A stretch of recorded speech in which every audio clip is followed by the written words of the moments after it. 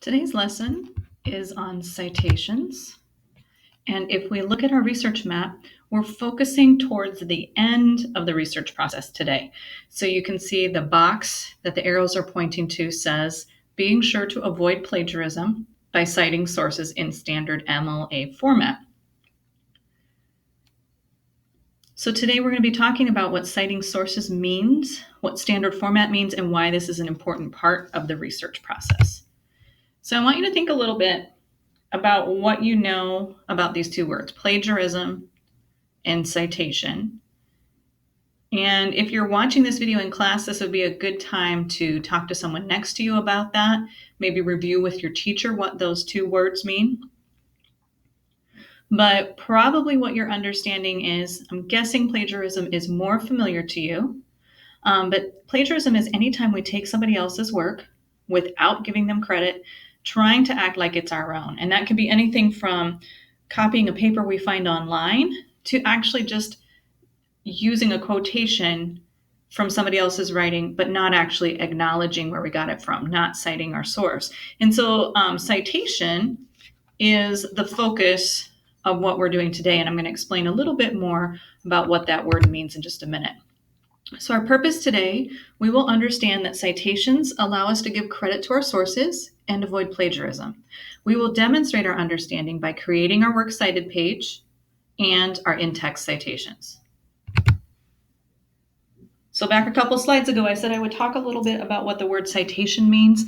So a citation, when we talk about research, what that means is it's information about a piece of writing that tells us who wrote it, what it's about, where it was published, and when it was written. I think it's very easy to remember these 4 W words. If you can remember who, what, where, when about the source, you should be able to find the parts of information you need to create a citation. So again, a citation, when we're researching, it's the information about a piece of writing that tells these 4 things: who wrote it, what it's about, where it was published, and when it was written. The author, the title, if it showed up in a magazine or website, and then when it actually came to be. And why do we need to do this? Why do we need to make citations? Why is this important? Research is all about proving our thesis. It's all about showing evidence to support the details that we find. And so showing where your information comes from by creating a citation gives us evidence for our research. So the teacher or the reader, whoever has your paper, knows that you're not just making up this information. It also gives credit to our sources. It shows that we didn't write this, somebody else did. And those two things together helps us avoid plagiarism. If plagiarism is taking someone else's work and passing it off on our own, using citations, showing where the source came from, that is the opposite of plagiarism. We're actually showing where our information came from. So it's really important to understand why we have to do this. It's so that we don't plagiarize. All right, what we're working to create when we're making citations is something called a works cited page. Our works cited page is a list of all the sources that we're using in our paper. So the works cited page is the very last page of your paper. Every source that you're using goes on this page and it gets its own entry. The last thing that we kind of need to know about works cited pages is they actually are arranged in alphabetical order by either the author's name or the title. So you can see here that Dean comes before Ebert, comes before LaRue. So again, works cited is what we'll be working on creating today. It's a list of all our sources we're using. Every source gets an entry and they're listed alphabetically. So I'm going to take us through kind of what this looks like. I've got a couple sources here. Remember, we're looking for who wrote the information, what it's about, where it was published, and when it was written. Those are the things that we're looking for in a citation. And to make our citation, we're actually going to use, we have to kind of have 2 things. We need our source open, and then we're going to use an online program called EasyBib that's going to help us find all these things and put it together in the proper order and in the proper format. You might notice as you look at this slide that the author's name comes first, but it's the last name, then the first name. There's some punctuation, things that are in quotation marks, things that are in italics. So there's a very specific format when you make a works cited citation. We don't need to memorize that format. We just need to know the parts we're looking for and be able to plug them into EasyBib. So to create your citations in EasyBib is, like the title says, very easy. In just a second, I'll show you kind of what this looks like.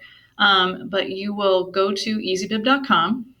When you do that, you are going to see a screen kind of like my number one screenshot here. And you're going to click on the link called Manual Cite. That will take you to another screenshot that looks like this, like number 2. And what this part of the site does is you fill in all the blanks with information from your source. So in each of my sources, I'm going to look for the article title, the author, fill in their first and last name, my website title, the publisher, if I know what it is, the URL, all of this information. And when I have this completely filled out, I will click Create Citation.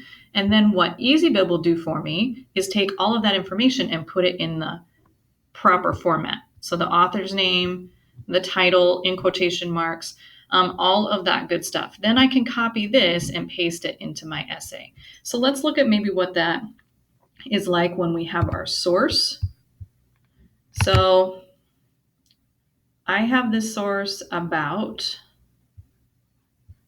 the NFL and concussions. And I also have a window with EasyBib open and ready to go. I already clicked Manual Cite, and I'm going to fill out as much information as I can that I can find on my source. So the first thing would be the title of my information. And I know my title is right here. It's towards the top of the page. It talks about my topic. Then I just keep working my way down the page. I try to find the author's name. Here's my author. I have one listed. Okay, I can copy that, paste it into the author field, etc., all the way through. And then when I'm done, again, I'm going to click the Create Citation button. It will make the nice formatted citation for me. And I can very easily copy that and paste it into my paper on the last page and create my works cited page. All right, the other type of citation that we need to make when we're writing a research paper is we need to make something called in-text citations. And what in-text citations are is sort of a marker in our paper that shows the source after we use another author's words.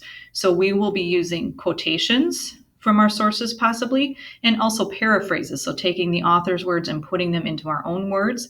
But still, the majority of this information is coming from another author. So we need to create a citation.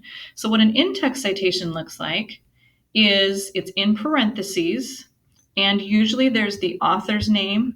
If I'm using a paper source, it's a page number.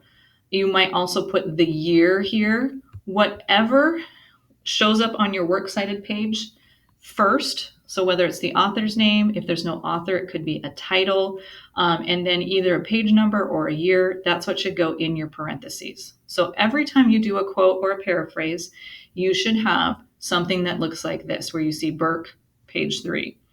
The only time that would be slightly different, if you provide the signal word in the sentence, like if you have the author's name listed, or if you say the title of your article in your writing, then all you need to do is list the number in parentheses. So again, in-text citations is the next thing you're going to be working on. As you're writing and using your direct quotes and your paraphrases, each time you use one of those, you need to have a parentheses behind it, and it needs to point back to your works cited page.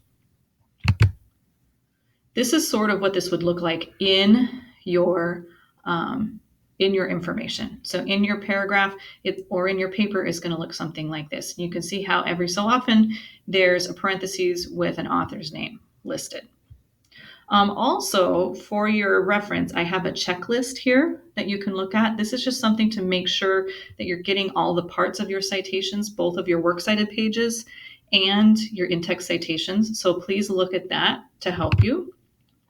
And then just kind of as your assignment going forward, some things to think about. Have you created citations for each of your sources in EasyBib, copied and pasted them into your paper? Do you have a complete works cited page, so a list of all your sources in alphabetical order at the end of your paper? And again, those should come from EasyBib. Then, last but not least, do you have in-text citations after the quotes and paraphrases in your paper? So this would be a good time to start that process, or double check that process, you can use the checklist that we have available to make sure that you're hitting all of the things. But just a reminder, the reasons we're using citations, we need to show where our information came from. We need to avoid plagiarism, and that's what both the works cited page and the in-text citations do for us.